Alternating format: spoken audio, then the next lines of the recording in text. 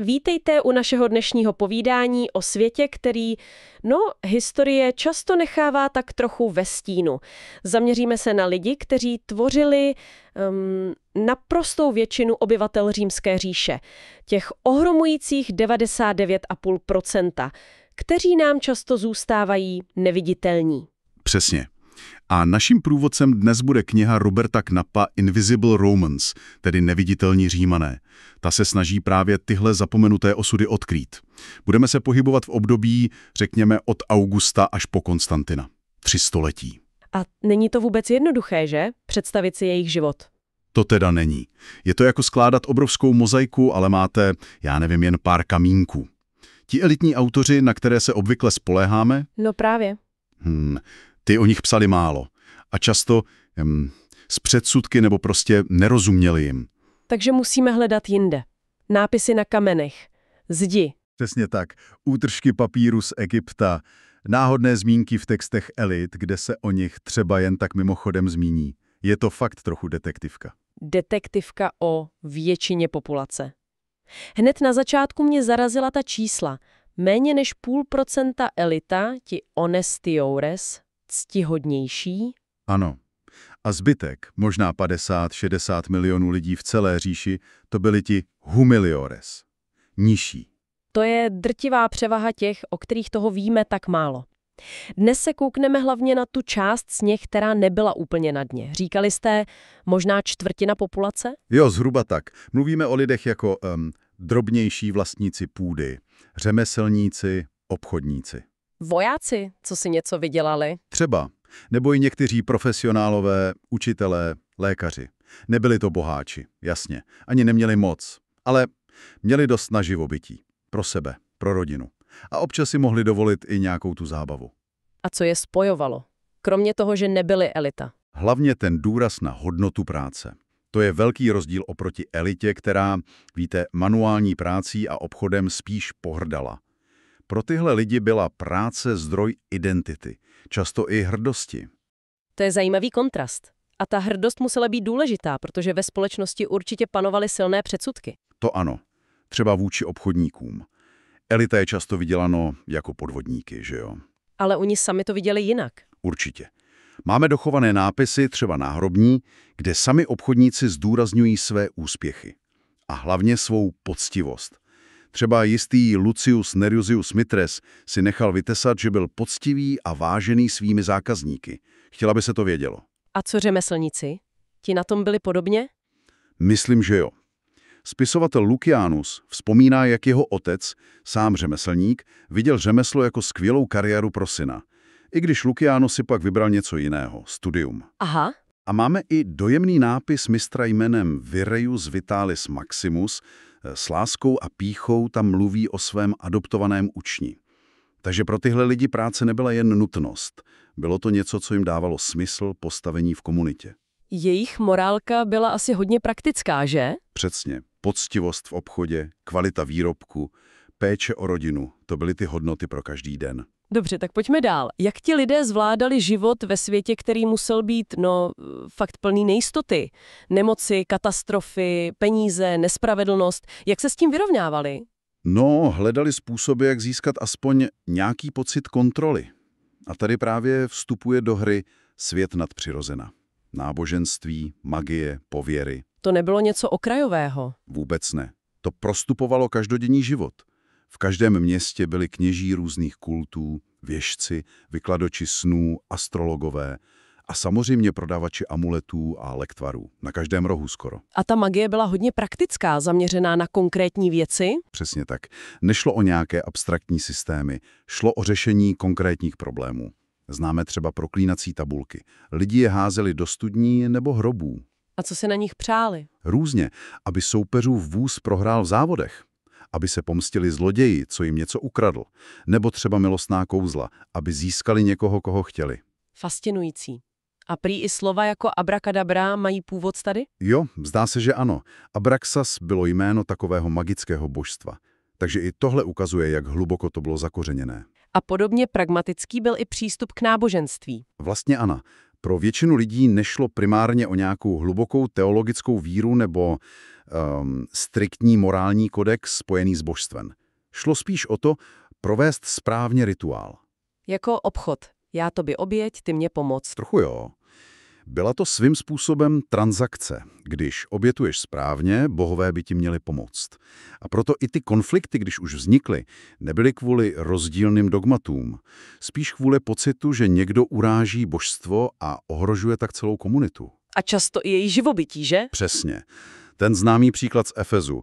Stříbrotepec Demetrios poštval dav proti apoštolu Pavlovi. Proč? Protože Pavlovo kázání ohrožovalo kult bohyně Artemis a tím i jejich šefty s modlami. Bylo to o penězích, o živobytí. Takže klíčová byla účinnost, ať už modlitby nebo kouzla. Když to nezabralo, tak to nebyla chyba toho systému jako takového. Ne, spíš chyba v provedení. Musíš to zkusit znovu, lépe. Ten systém byl prostě daný. To je zajímavý pohled. A co tedy ty lidi nejvíc trápilo? Co víme z těch zdrojů, jako jsou třeba Artemidorovy výklady snů nebo ty astrologické texty? No, kdybychom to měli shrnout, tak asi 3 hlavní oblasti. Za prvé, naprosto základní existenční nejistota, strach ze smrti a nemocí. To se objevuje pořád. Život byl křehký, že jo? To je jasné. A dál?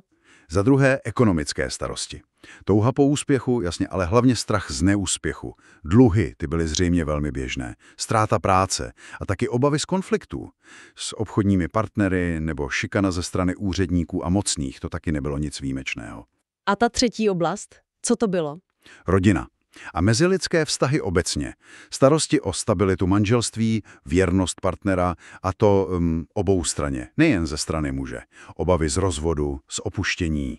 I když kultura zdůrazňovala mužskou dominanci. Realita byla složitější, ano. A pak obecně strach z konfliktů s autoritou.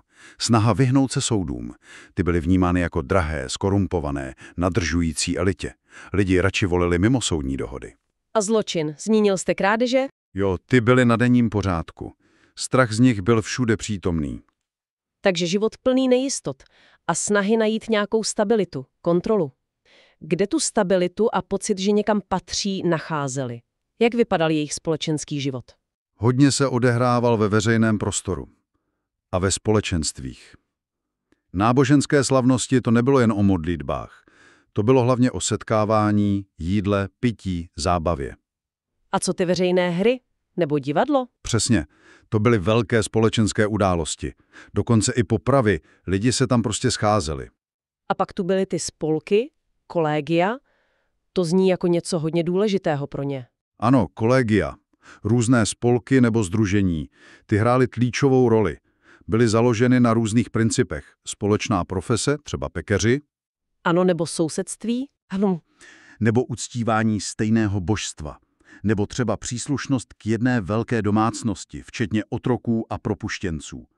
Důležité je, že členství bylo často otevřené lidem různého statusu. Svobodní, propuštěnci, někdy i otroci, ženy. Takže to posilovalo vazby mezi lidmi. Určitě. Jak ty horizontální mezi lidmi podobného postavení, tak často i vertikální. Mívali totiž patrony z řad elity a to mohlo přinést jistou ochranu nebo výhody. I když stát se na ně díval trochu podezřívavě. Přesně. Bál se, aby se nezvrhli v nějaké politické buňky. Ale evidentně byly pro lidi tak důležité, že přetrvávali. Byly prostě potřeba. A kam se chodilo za tím neformálním setkáváním, kde se drbalo a tak? Naprosto zásadní byly veřejné lázně. To nebylo jen místo hygieny.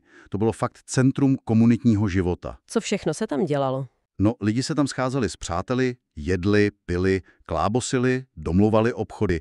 Dokonce tam navazovaly i sexuální známosti. Musel tam být hlouk. Příšerný. Filozof Senecas v jednom slavném dopise stěžuje na ten neuvěřitelný kravál z lázní pod jeho bytem. Křik cvičenců, plácání masérů, cákání vody, zpěv opilců, pokřikování prodavačů. To nám dává fakt živý obraz toho chaosu a energie. Úplně to slyším. A kromě lázní, kde jinde se žilo? Velká část života se odehrávala prostě na ulici. A v tavernách nebo hostincích. Ulice byly plné života. Rozhodně stánky s jídlem, žebráci, pouliční umělci, učitelé se s žáky, filozofové debatující s kolem jedlcími. A taverny, to byla každodenní zastávka pro spoustu lidí. Na jídlo, pití? Hru v kostky, drby o sousedech nebo i o politice. Zajímavé jsou třeba nástěnné malby z jednoho hostince v Ostii, to byl přístav Říma, parodují tam slavné výroky mudrců a dávají jim takový přízemní tělesný význam. Takže si dělali legraci z té elitní kultury? Přesně. Ukazuje to na určitou lidovou kulturu, která měla svůj vlastní pohled na věc. Takže i přes všechny ty těžkosti si lidé vytvářeli bohatý společenský život. Pojďme se teď podívat na některé specifické skupiny těch neviditelných. Nemůžeme jít do všech detailů, ale zkusme pár klíčové postřehy. Co třeba ženy? Žili ve světě, který byl jasně dominován muži, že? To ano. Ideál, jak ho popisují mužští autoři, třeba Jan Zlatoustý, to byla žena doma, předoucí vlnu, tichá, poslušná. Ale realita byla jiná. Určitě pestřejší. Ženy měly sice právní omezení, třeba potřebovaly mužského poručníka, tutela, pro většinu právních úkonů, ale zároveň hrály zásadní ekonomickou roli. Jakou? Nejenže řídili domácnost, ale často pomáhali manželům v řemesle či obchodě, nebo pracovali samostatně, třeba jako tkadleny, prodavačky, porodní báby. A čelili asi specifickým rizikům. Hlavně při porodu to bylo obrovské riziko. A rozhodnutí o osudu novorozence, zvláště dívky, bylo často kruté, to víme třeba z dopisů.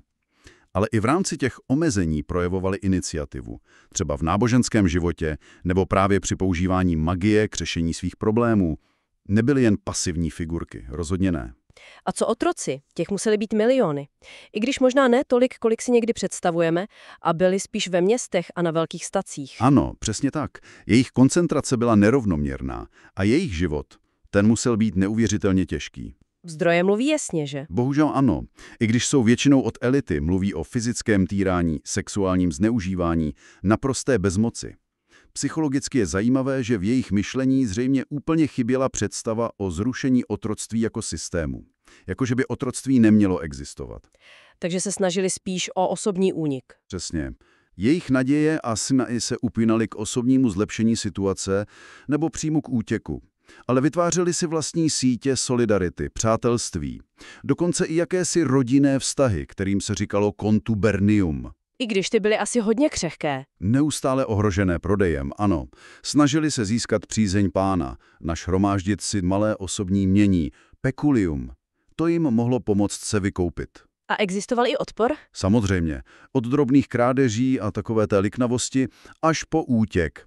Ten byl zřejmě velmi častý, soudě podle dochovaných otrockých obojků s nápisy jako "Chyť mě, utekl jsem". Jejich největší nadějí bylo propuštění, manumissio. Tím se dostáváme k propuštěncům, liberty, osvobození otroci. Ti se stali občany, i když s omezeními a povinnostmi vůči bývalému pánovi, teď patronovi. Jaká byla jejich role? Byla to hodně dynamická skupina, zvlášť ve městech. Často si tu svobodu zasloužili díky svým schopnostem, lojalitě, třeba jako správci nebo obchodní zástupci. Ten vztah s patronem byl asi složitý. Mohl být, respekt, ale i napětí kvůli těm přetrvávajícím závazkům, třeba pracovním povinnostem operé. Co je pro ně ale charakteristické, je obrovská hrdost na práci a na ten status, kterého dosáhli. Takže byli úspěšní. Mnozí ano, jako řemeslníci, obchodníci a někteří dosáhli i značného společenského postavení, třeba jako členové prestižních sborů Augustales, které uctívali císařský kult.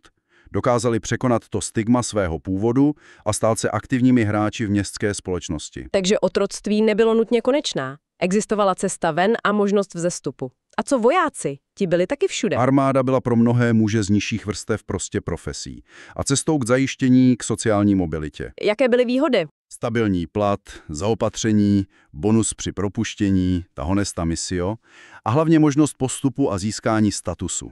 Samozřejmě to mělo i stinné stránky, tvrdá disciplína, dřina, neustále nebezpečí. Jejich život nebyl jen o bitvách, že? Vůbec ne. Často spíš o stavebních pracích, administrativě, hlídkování. Vytvářeli si silné komunitní vazby a u táborů vznikaly ty osady, kanabáje, plné obchodů, hospod, nevěstinců. A manželství? Bylo povoleno? Oficiálně ne, ale v praxi žili v neformálních svazcích s partnerkami, fokariáj. Měli děti. Veteráni pak často představovali místní elitu ve městech, kam se po službě vraceli. Byli zajištění a měli určitou prestiž. Zdá se, že armáda byla jedním z mála skutečně funkčních výtahů ve společnosti. Na závěr se ještě krátce podívejme na ty, kteří stáli úplně na okraji. Nebo dokonce mimo zákon. Třeba gladiátoři. Jídy. Skládali tu přísahu auctoramentum, že snesou všechno i smrt. Procházeli tvrdým výcvikem ve školách, ludus. Byli na dně společnosti, ale zároveň populární. Přesně tak.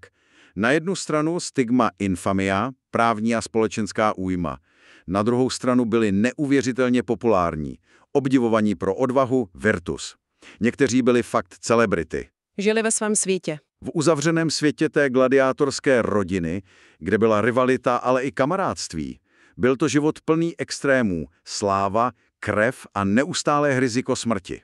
A pak to byli ti, co žili úplně mimo zákon. Banditi, piráti. Ano, psanci. Zajímavé je, jak často se stíraly hranice mezi nimi a tou legální společností. Ten bandita Bulla Felix přiřekl vysokému úředníkovi: proč si ty prefektem a já lupičem? Jakože dělají vlastně to samé, jen jinak. Naznačoval tím, že jejich motivace, zisk a moc jsou vlastně podobné. Rekrutovali se ze zoufalců, lidí vyhnaných z domovů, ale i z chamtivců. Stát se je snažil spíš kontrolovat, než úplně vymítit. A měli nějakou organizaci? Žili v těžko dostupných oblastech a často měli překvapivě organizované komunity, někdy i docela rovnostářské, s vlastními pravidly, vůdci. Svým způsobem byli takovou živoucí kritikou nerovností a nespravedlností římské společnosti. Prošli jsme tedy pestrou škálou osudů, od těch slušných pracujících až po psance. Jejich životy byly nesmírně rozdílné. Přesně tak. Ale co je možná spojuje, je určitá odolnost. Schopnost vytvářet si vlastní komunity, strategie pro přežití a hledání důstojnosti i v těch nejtěžších podmínkách. Ukazují nám v římskou říši z jiné perspektivy. Zdrsnější, ale možná i lidstější, než jakou známe z těch vyprávění o císařích a senátorech. A to je možná ta myšlenka na závěr pro naše posluchače. Když se snažíme zahlédnout tyhle neviditelné, jak to mění náš pohled na historii? Jaké společné strategie pro udržení lidskosti nacházíme u lidí v tak odlišných a často zoufalých situacích? Je to nekončící výzva, tohle odhalování jejich světa. Ale právě v něm možná lépe pochopíme nejen Řím, ale i tu univerzální lidskou zkušenost.